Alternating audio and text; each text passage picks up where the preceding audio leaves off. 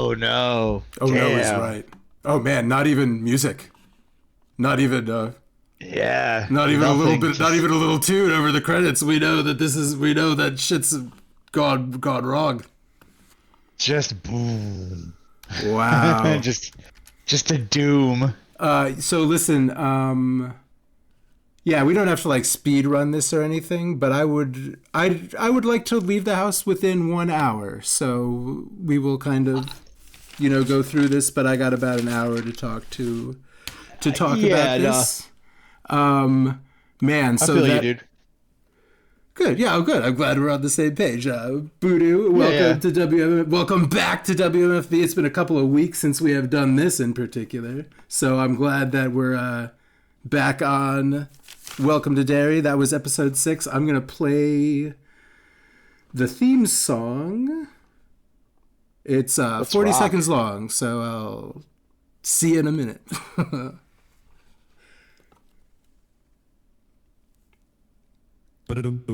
Pickle dad's in the kitchen, humming all night. Still eyes blinking slow in the pale fridge light. Bed mom's gonna cook up a little animation for this.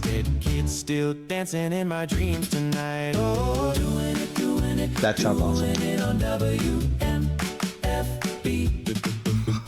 Doing it on WMFB. Turn it up, sing along, we're family on your TV. Doing it on WMFB.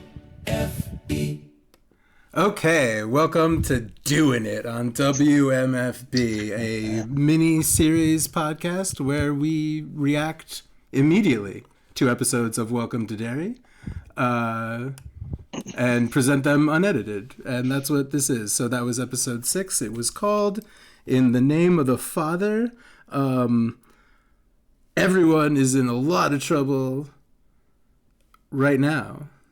There are a bunch of white supremacist type guys rolling up at the black spot, which as I have mentioned in this podcast and very famously is a segment in the book about the horrible fire. The title of the chapter is The Fire at the Black Spot, and about,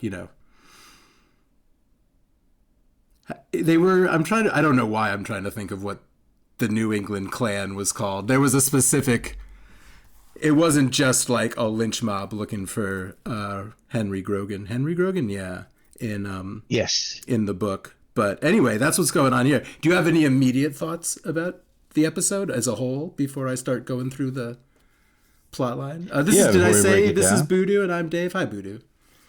Hey. Yeah, what's up, Dave? How you doing? I did say, I said something about welcome back. Anyway, yeah, it's late, I'm tired, and I gotta go drive to the airport. But, sorry, Feel I that. asked you a question and didn't let you answer.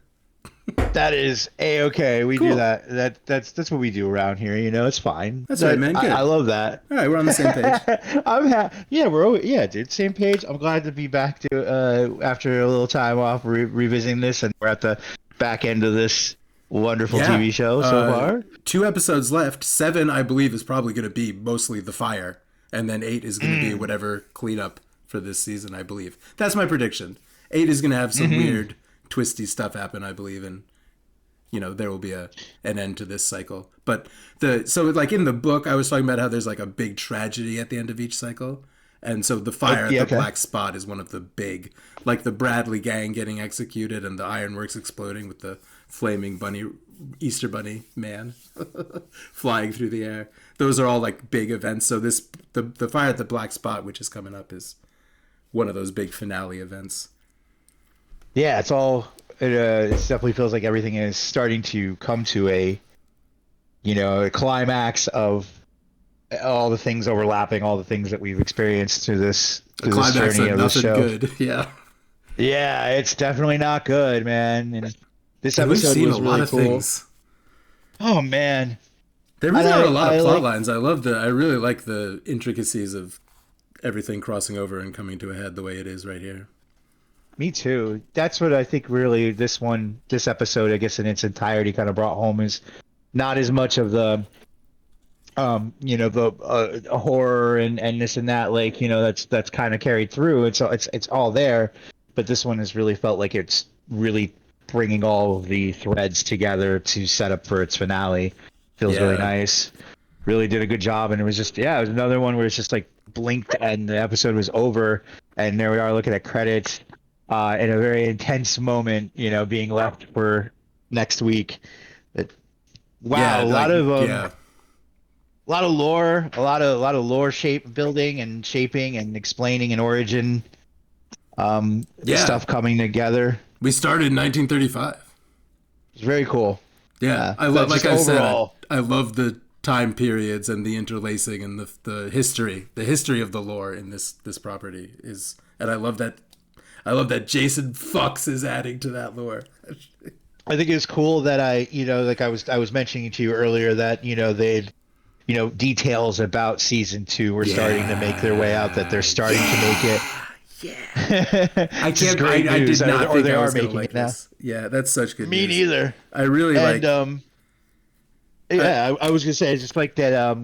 This episode tonight, when we started, it started in 1935, and that was something I had read earlier today about the season 2 being like, this is going to take place in 35. The So it's previous just a weird cycle. coincidence today Cool. that I saw that information, and then this episode today that we watched, starts off in that period of time, and now it makes a lot more sense why too. So Yeah, and I it seems like was. that's the origin almost, or the Yeah, we're getting a lot of part of the origin origin. type stuff. I mean, especially of Periwinkle. Periwinkle. I like Yeah. Periwinkle. So it's still weird. So I haven't said it on this episode, but we've speculated about Mrs. Kirsch in the past because I do feel like the Mrs. Kirsch that appears in the movie and the Mrs. Kirsch that appears in the book seems like completely a hallucination, but that doesn't mean that she's not a woman that existed. Like that, the incident in the book and movie could be a haunting of that Mrs. Kirsch that once lived. But seriously, with where the timeline is, if Mrs. Kirsch is like 80 or so in 2010, I'm not going to do the math right now, but she was 20 or so in 1935. 85 in 19... who gives a shit? Math is dumb. I quit taking my accounting courses. I'm not going to learn math. Oh my God. But anyway, yeah. So I don't know what's going on with Mrs. Kirsch still, other than I guess we know that I think she says that she was Bob Gray's daughter, which in the book they refer to Pennywise the Dancing Clown. If he did, it's vague as to whether or not Bob Gray was a real man that lived. We're getting more concrete. They did not say that name in this episode, but I believe that Mrs. Kirsch says her. And again, now I should just stop kind of guessing. But I do think that... I think that's, yeah. Yeah. I think it's safe to say she's the daughter of Bob Gray, Ingrid Kirsch. Nurse Ingrid Kirsch. Yeah. And yeah, I mean, in the name of the father, the name of the episode. Oh, it sure was the name of the episode, wasn't it? Yeah. Yeah. Kind of definitely, if it wasn't, I don't think it was they weren't being obvious about it, but they were definitely Well, I'm thinking about Will's implying. father and Ronnie's father. There's lots of fathers and sons There's lots of happening. There always is, fathers. because this is a Yeah. cyclical story. Actually, yeah, this whole episode, now coming to think of it, yeah, it was all about the fathers going through their conflict, and about her and her father, Bob Gray, or Pennywise, and her trying to bring him back. Yeah, that's You neat. know. That's some Hellraiser shit. That's like some That's some fucking Hellraiser kind shit, of yeah.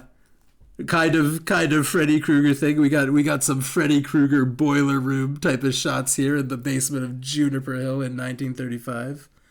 Very, very cool and creepy. I like the Oh, noir, black and white. the black and white. Yeah, red Yeah. balloons, orange, silver, glowing dead light eyes when Pennywise comes out. So I guess we don't know, or I don't know, it may be revealed in this show, how the Bob Gray that it looks like was a real man, how he became wrapped up with Pennywise. Because we also know that Pennywise was the Galoo 300 years ago or something.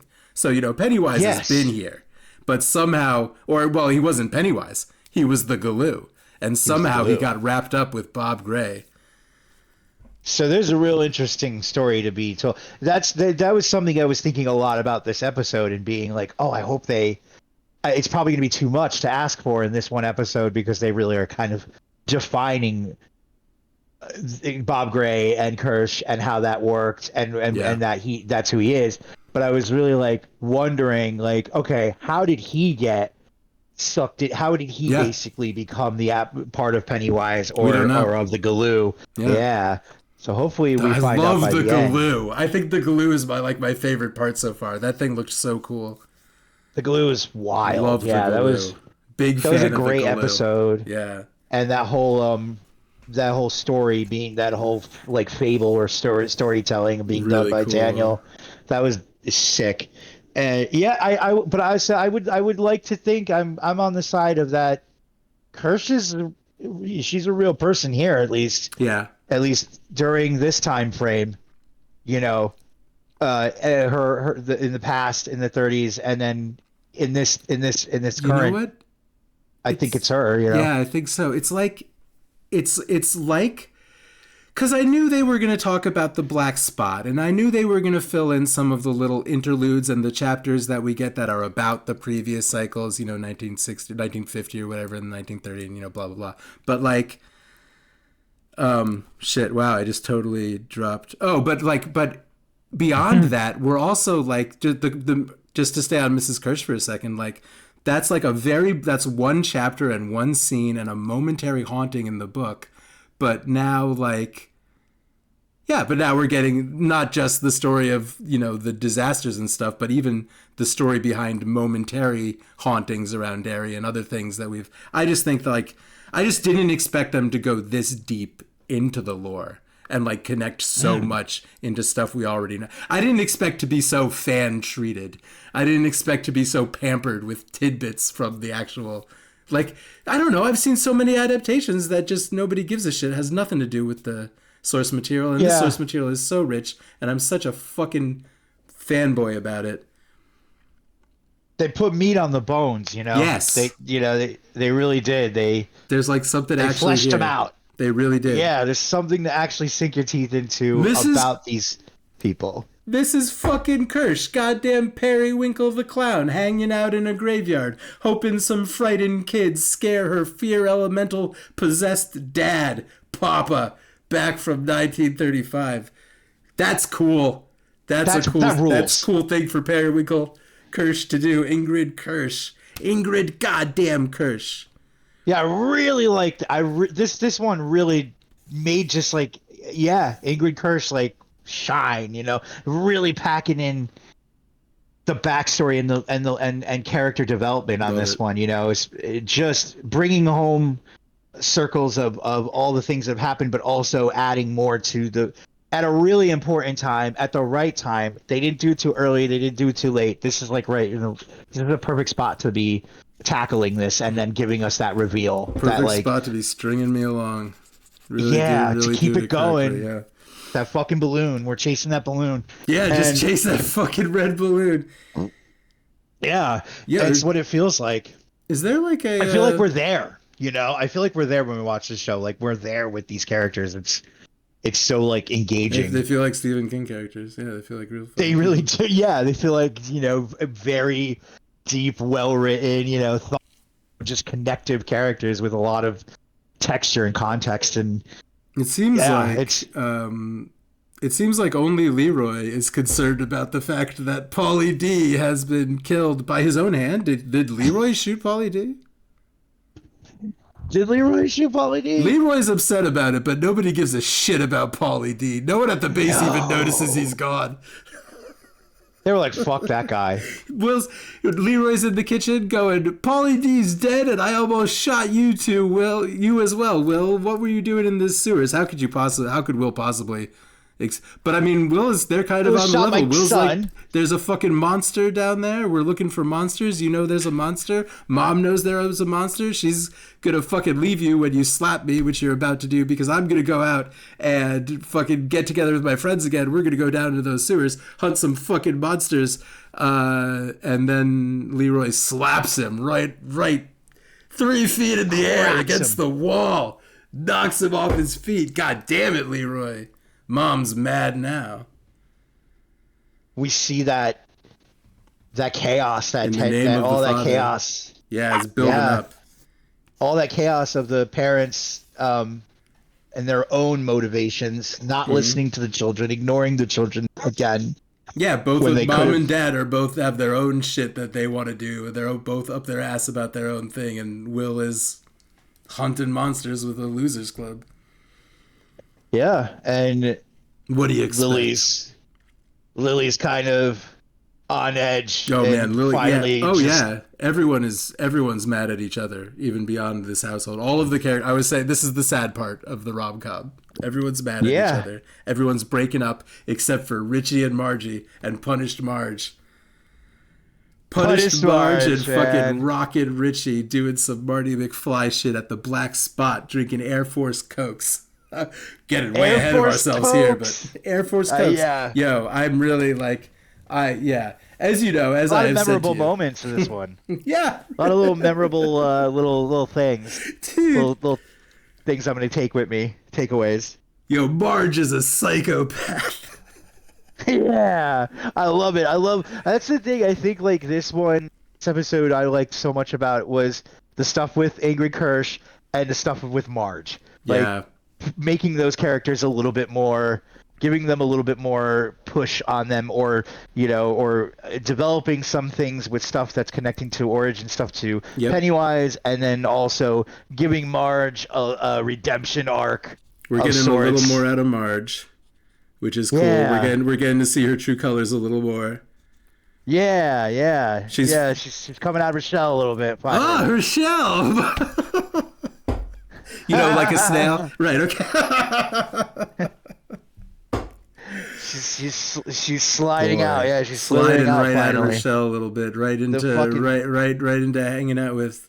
That's funny. Do you think Richie is younger was than so all of them, or unintentional, do you too, that think I he's said that. just kind of short? I feel I like think they're he could be, probably in like- the same grade. Reggie. Yeah. Richie is significantly smaller than the rest of them in physical. I think he presence. might be just might yeah. be a year I don't know below, if I don't know. yeah. He looks like he's. I was gonna say maybe a year or two. Maybe he's a year or two spaced, but that's about it. You think maybe he's old enough to be playing the drums at the Black Spot, drinking Air Force Cokes, and hitting on Punished Marge? A lot of adult behavior going on with these children. They're taking fucking not Xanax last time, but yeah. whatever Xanax was in the 60s they were taking, and now they're drinking Air Force Cokes and jazzing it up. Yeah, I do like that this show is not afraid Boy. to explore I hope minors abusing drugs and alcohol. I hope Marge and Rich don't burn to death in the fire at the Black Spot. God, I hope none of these characters burn to death. Dude, which of these characters do you think is going to survive this season? There's no way we should think they all are.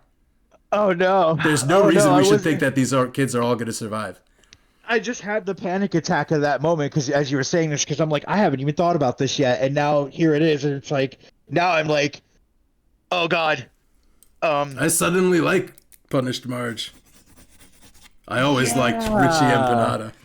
Empanada Richie. Richie Empanada, yeah, Richie Empanadas or Empanada Richie, whatever. Yeah, who's not? Yeah, I mean, you're right. There's no way that everyone makes it out of this alive. There's Man. somebody's gonna be a sacrifice Yes, or have to yeah. go. Something's gonna, or I there's don't gonna be know. tragedy at the Black Spot. I mean, I mean, that's the next episode's name too. The Black is it? Spot. Shit. Yeah. Yep. I don't think any like named characters die here in the book, but we got a bunch of characters here that were not in the book, so we're gonna see what happens. I wonder if like I don't know. I'm thinking Lily might be. Lily could be. Lily could go. She might. It might be a noble sacrifice. The sacrifice, exactly. Yeah, it's gonna be. I Yeah, see someone it in is. her. Yeah, someone might have to. Do the like suicide dive, holding the black Yup. spike, and yeah. And she's just shattered at this point. Like, Yeah, Lily's fucked, man. I think the last thing we saw of Lily was her riding the bike down the street, screaming at the top of her lungs. Which I fucking feel you, girl. I've fucking been there. right? Yeah, with like a Screaming. blood stain on her back. Yeah, Yeah. like. She swashed. Yeah, I mean, again, getting a little ahead, but Sure. I mean, we're gonna end up, but we're just gonna go in whatever order we. I think at this point that was took a good swing at Kirsch there with the magical Pennywise killing rock dagger. Yep, the shard or whatever, the star shard. Miss Kirsch turns around and grabs her blouse as she's escaping, so she's pedaling her bike down the street with a bloody handprint on her back, just screaming, and I fucking feel you. Yeah, man, Lily. Shit's awful. People got it shit everywhere. I got to give credit to my girl Lily. I don't know how she's kept it together at any rate at this point after sawing Snail Eyes and watching her entire her bros die. Pickle Dad. Yeah, Pickle Dad repeatedly watching her friends die and then finding those friends as corpses while one of them dances around. And constant Pickle Dad. Like if I'm talking about how the CGI, how certain CGI looks out or stands out, like I can tell it's definitely CG.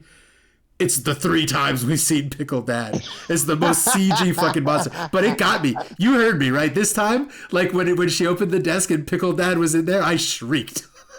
Me too. That was good. I did not see that one coming. I like that they slid a little bit of that in there.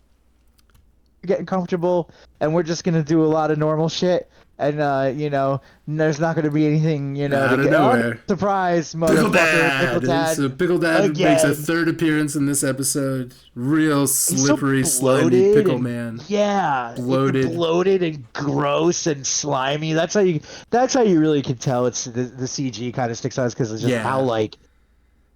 But it's just cartoony. It's almost gross. It's just the moving strips of flesh. It's not like it would be impossible to do practically, but it's just.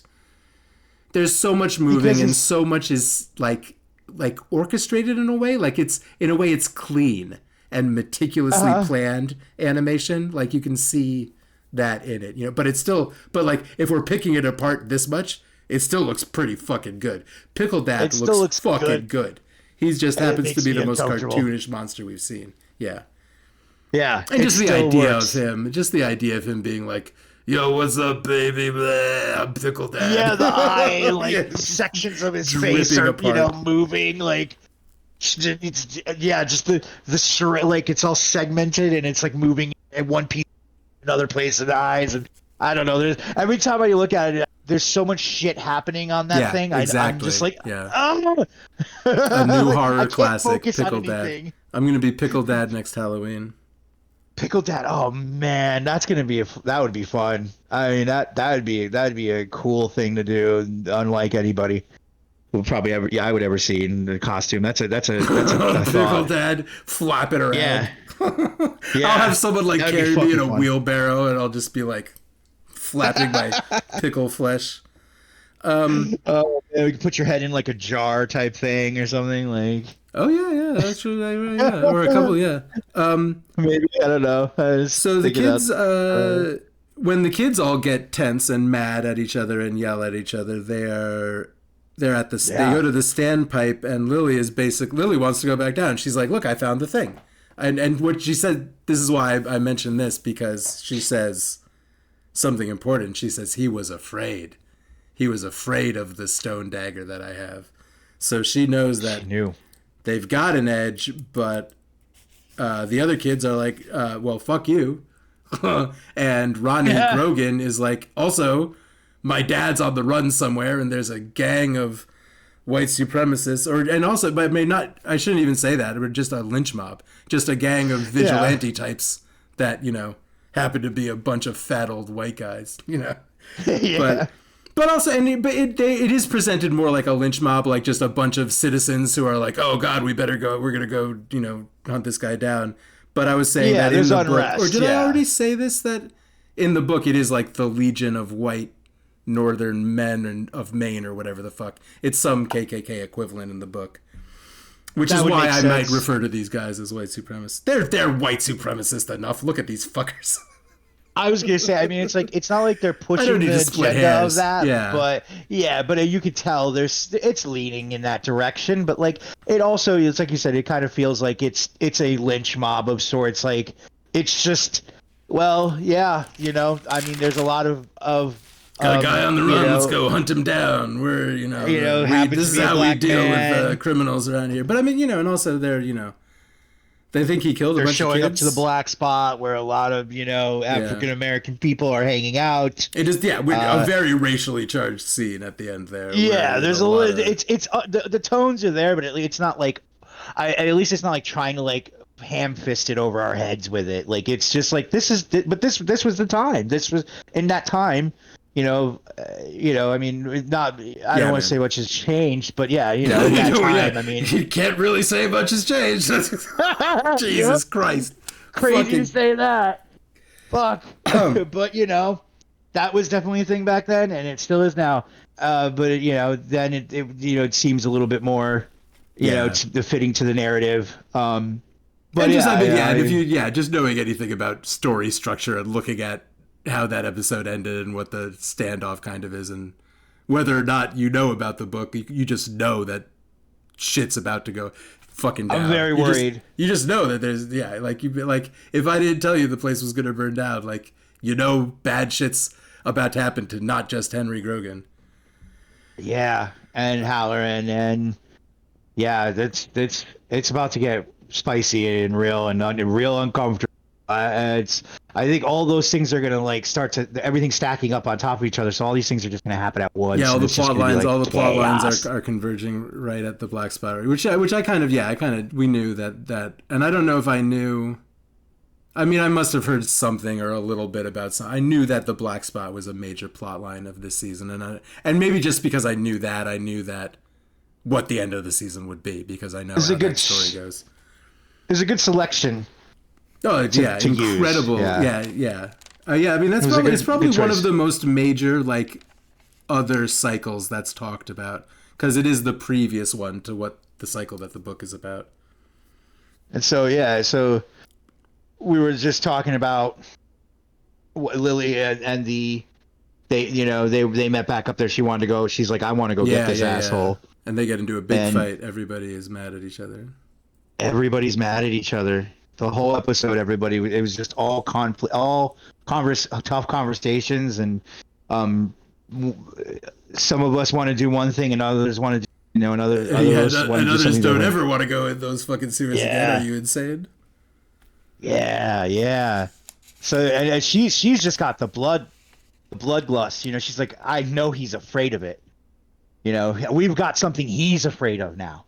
I like that. I like that for Lily. I like that for Lily. Yeah. Me too. I do too. That's why I kind of feel like she's got the heroes, whatever that's called. That hero story. Cycle. Yeah. Yeah. That she's going to be the hero dies. I was telling or the heroic sacrifice. You think she's on the heroic sacrifice? That is the hero's journey. Yeah. If the purest hero's journey is you go into the darkness, you're changed forever, and then you have to die and be reborn before returning to the midnight.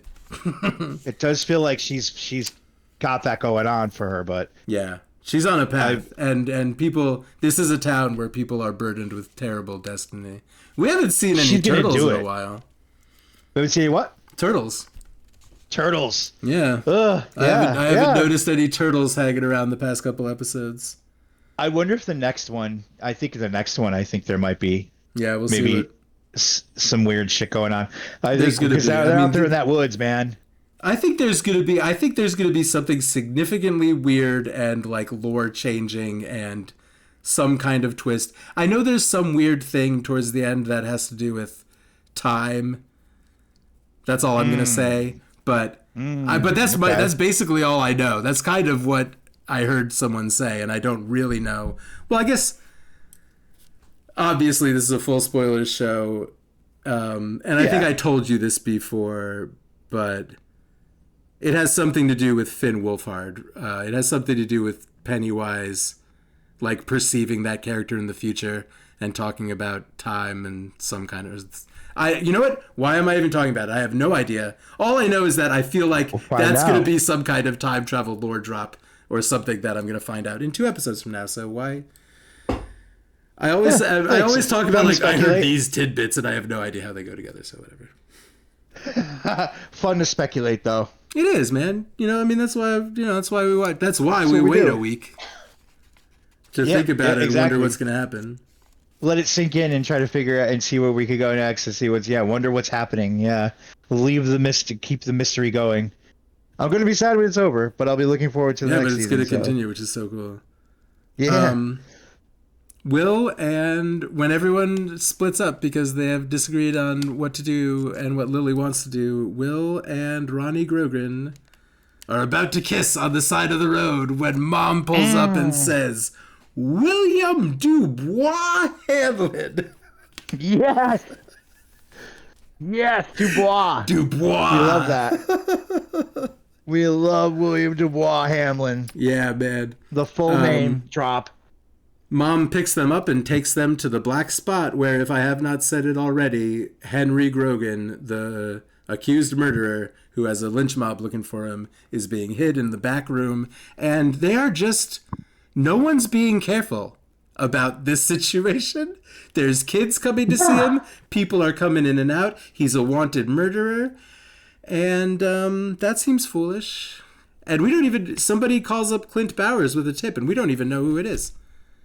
Do you think it was even a character we know? It could be anyone. It could have been Mrs. Kirsch. Although Mrs. Kirsch was, I think, having an affair with Henry. So probably not her. But really, like, the kid... Like, I mean, if you have a man wanted for murder and you're going to hide him and he's leaving tomorrow safely, don't let a bunch of kids come traipsing through. Who knows? And then don't get them drunk. Well, I mean, don't get the kids drunk to begin with, I suppose. Unrelated. Dude, Don't tell them where the murderer is, and don't get him drunk, and get him out of your nightclub, probably. It was the 60s. Yeah. It was a different time. Was there even a drinking age in the 60s? You could buy an airport Coke at any corner store. You could get an Air Force Coke at any corner store. I don't know. I still love how that was executed. That was so slick. Like, I'll get to that in a moment because we're pretty much right there at that part. That's the taste of freedom. Oh, that was great. That was a great quote too. Hey, ooh, this Coke tastes weird. Ah, that's the taste of freedom. Oh, they were like, this is not regular Coke. That's an Air Force Coke. Air Force Coke. Yeah, yeah. We do get the scene where Rich changes the bandage on Marge's eye. And it looks like the eyeball's actually fine. Like, she got hurt. It's sliced up, but it looks like she'll be able to see out of both eyes. But, I liked that. But it's cute. It's a was... cute. These two are Marge and Richie are. They're getting cute. A lot of tension. A lot of cute little kid, middle schooler, airport Coke tension. I feel that. I feel that little romance. 1965 Jazz Shack airport Coke. Marty McFly perform. Yeah, she sees him play the drums in a real band, and her face goes all a quiver looking upon him. And this was after he gave her he blessed her as punished Mars with an eye patch. Oh my god! Right? Was it? Yeah, that happened before. Yeah, that was before they go to the. Yeah, this is before they even all go to see. Henry. So we got to Henry and everyone at the club, but before they all go, because Veronica gets there first. Veronica and Will go and see her. The patty cakes. And then a bunch of stuff happened involving the patty cakes. So he gives her a gift. Did he say he is Cuban? His Cuban ancestors? I think that's what I think. An antique pirate's eye patch that he gives to punished Marge in the cafeteria, and she slaps it on and looks awesome. But then the patty cakes come up to her to damn them. Damn these patty cakes. Boy, damn you patty cakes. She makes one of them puke. This is a great scene. We love this. Psychopath Marge. Yes, Venom Psycho Marge. Yup, she totally embraces it. Embraces her mutant eye, her mutilated eye. Rips the patch and the bandage off and just scares them the fuck off. Fuck you, patty cakes. You've ruined enough of my life. I have a man now. Okay. I'm a man now, and we're going to got drink Richie Air Force Cokes empanadas. tonight, and Richie Empanadas is gonna fucking smack the fucking skins tonight. He's gonna make the rim shots. He's gonna do rim shots tonight on those drums, baby. Let's go. They're gonna hand him steel brushes. He's gonna chuck those in the fucking corner and whip out his wooden goddamn drumsticks and rail those fucking cans. I love the In defiance. defiance. You know, he was like, "Fuck this shit with these stupid steel fucking brushes. Let's break out the real shit." God, like, And- I just, something about this is so fucking Stephen King. Everything about the stupid parts of it, the fun parts of it, the fucking steel brushes, fucking Richie Empanadas, like, the fun parts are so Stephen King. The character, the stranding is so fucking Stephen King. Because like dude, some random like one of the band dudes like approaches him. Hey kid, Yeah, you know how to throw down. Yeah, That's when I'm like, you look like you're right. about 8. There is some time shit going on here. Maybe there is some weird time shit, and they see who knows, and they're seeing who Richie. knows? Yeah, it's all Maybe very. they're seeing Richie as like an 18-year-old man, you know, or something. I don't know. Who knows? God, that almost is the kind of thing that does happen in Stephen King stories. Mm-hmm. Mm-hmm. Yeah, there was something I was thinking a lot about. You got me thinking general. a lot more now. I'm not going to get into this too much, but I almost think that the book might be in chronological order. I won't. Yeah. From a certain perspective, basically.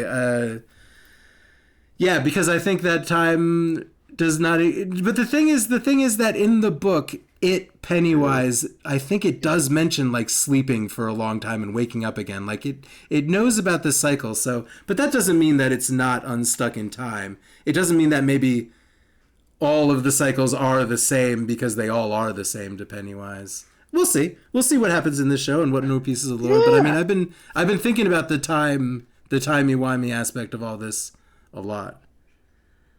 It's really interesting and like it's really thought. It's just I say this over and over again. It's just really well thought out. It's really scripted and trust the creators. Here. Yeah, it's just everything is intertwined. All of the stuff is like that's connected to multiple things. Is connected. There's a lot of connective tissue. It's just the weird little bits of lore that are getting filled in make a lot of sense. You know, sometimes even like if you think like even like did you see those 3 Hobbit movies they made? Yeah. Like they put all of this other stuff in there that isn't. They're doing another one too, but it's not even really connective. They're doing 2 more Lord of the Rings movies. They're doing The Hunt for Gollum and then some other one. Yeah, they're doing. They're gonna just like Star Wars. The prequel chapters or something. Yeah, they're gonna do this shit forever. But yeah, I mean, this is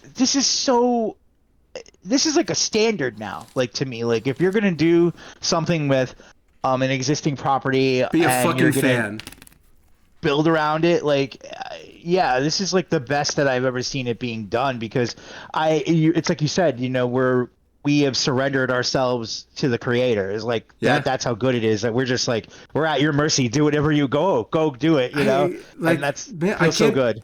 I didn't think I was going to find out more backstory about Mrs. Goddamn Kirsch. I didn't think there was going to be so much.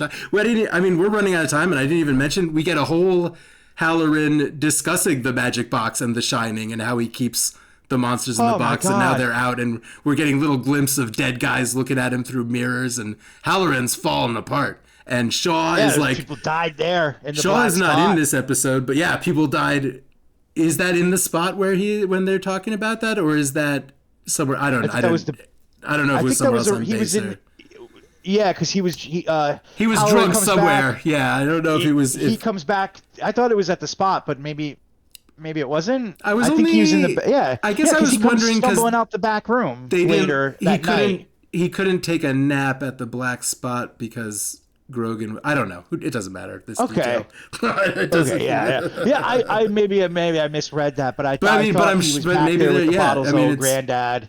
I'm sure that. Well, basically, yeah, he's seeing people that have been killed around the base or the spot somewhere, and so he's and he mentions since that thing got in my head, so like it has touched him, it is aware of him, and it is like working on him. And so we've got certain adults that are sensitive to it.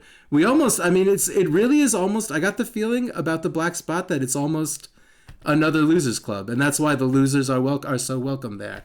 And it's almost like this safe place that obviously these evil forces, which, you know, led by Clint Bowers, this lynch mob, he got a tip, but he has been fired, which we haven't really seen too much of Clint Bowers. We don't know what happened or exactly, you know, what he's been doing that got him fired, but he got fired, and now he's going to go light the Losers Club on fire, and that's going to be very tragic, and the next episode is going to be very upsetting, and some bad things are going to happen. The circle, the circle continues. And you know what? Yeah, and right now the losers are fractured. Right now all of our heroic circles have been broken.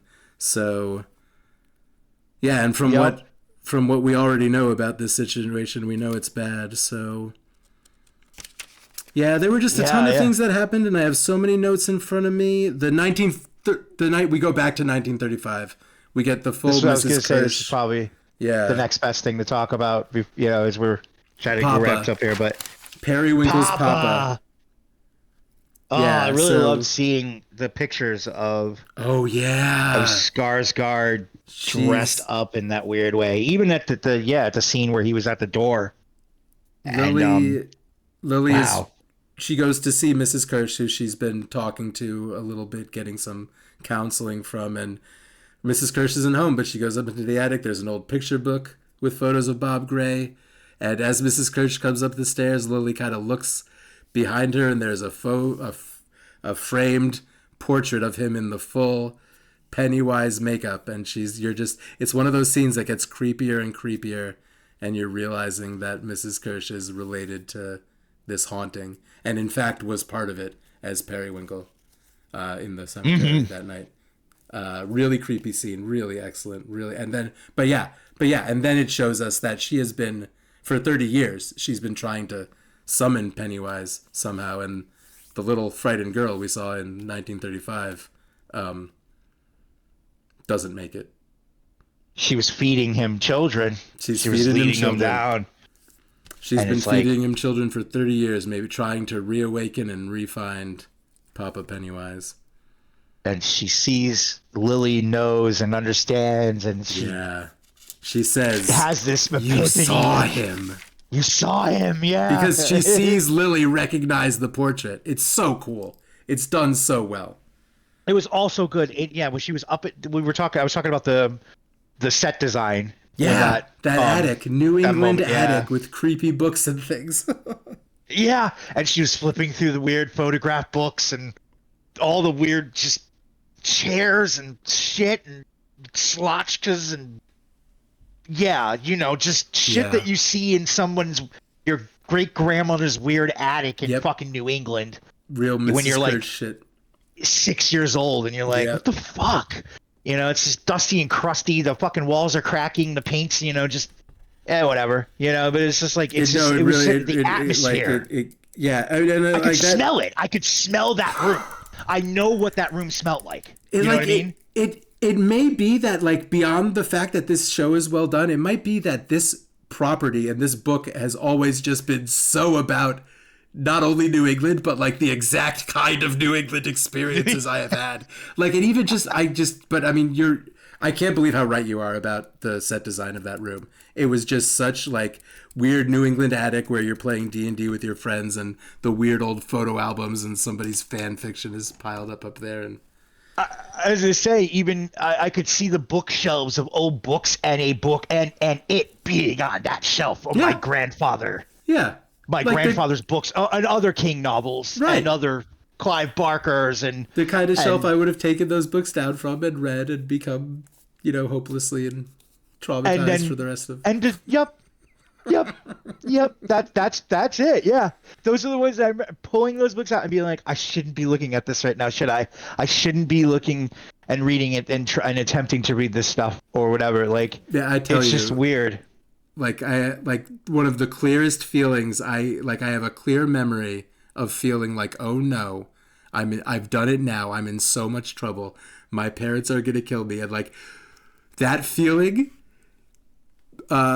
the strong, or anyway, the specific memory of feeling such a strong version of that was when I sat down one Saturday evening and watched a videotape of The Shining that was in the house. I watched that movie and I was like, they're gonna fucking kill me. I am not allowed to watch The Shining. My mother was it still is a horror fan, so I get all this from her. Hot. She was a crazy kid. Yeah. No, I love that. I love it for it. It made me who I am. Her father was a huge reader, had a whole just bookshelf around his bed around one of those ones that like looked like a headboard, but it was all books. And he had everything from like Jaws, all the fucking so much weird shit, dude. And the books at that time, he had them for so long. Some of those books, they were all looking crusty and fucking scary and weird. Dude, owning pages books turning is so yellow cool. and shit. Yeah, man. I'm gonna collect a bunch of books.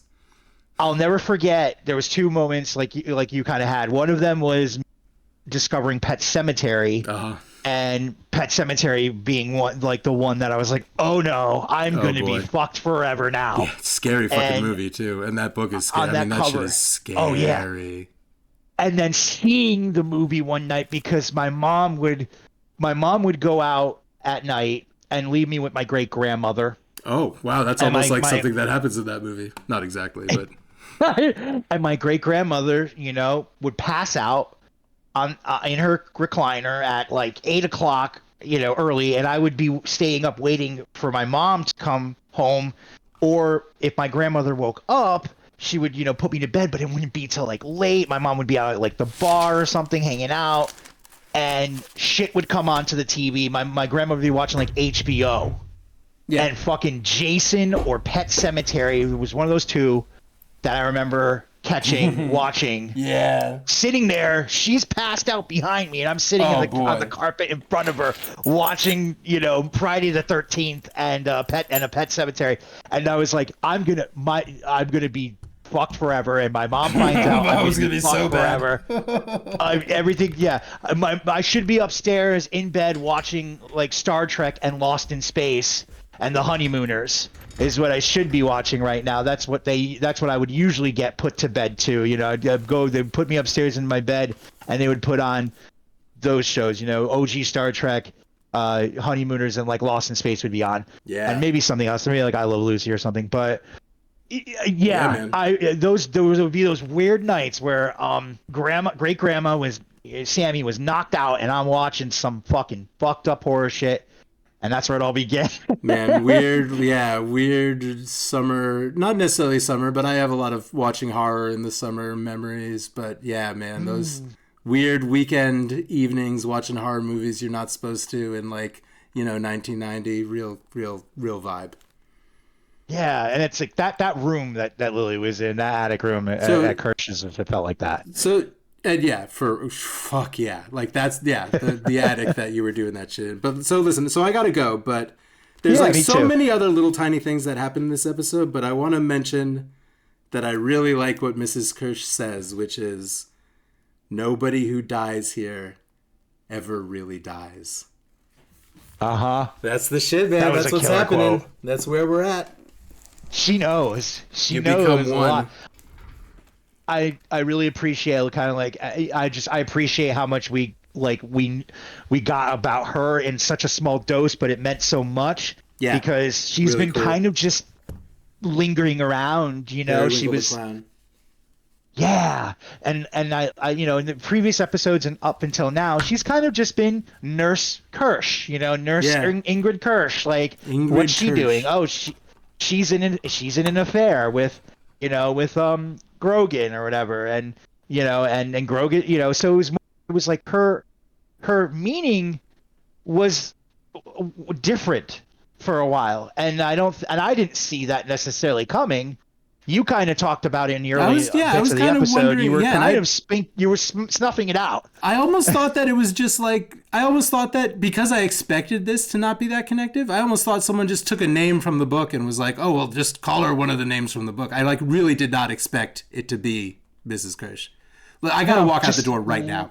So all right, dude. I hope I talk to you really soon. And let's do more of this shit, connect man. Soon. And we'll talk yeah, let's about- play we'll talk about it goddamn more next week. BG3. Oh my God, yes, we're gonna do that. We're gonna beat the shit out of that this weekend. I'm Talk so to you excited.